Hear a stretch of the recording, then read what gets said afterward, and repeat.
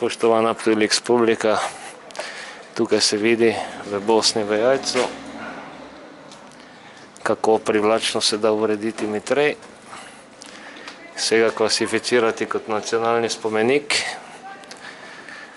in ga zelo intenzivno promovirati, kar privede sem obiskovalce iz vse Evrope. Na Ptuju seveda večina Ptujčanov sploh ne ve, kje Mitrej je. Važno je, da se preoblači v bizarne šeme in se trajva neki brezvezni, nedonosni karneval, tako po zimi kot po leti.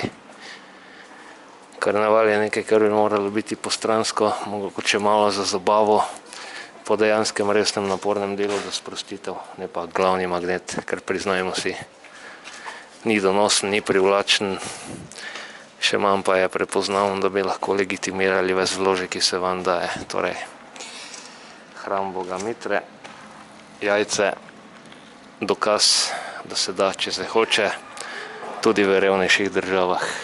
Deo soli in victo Mitra, amen.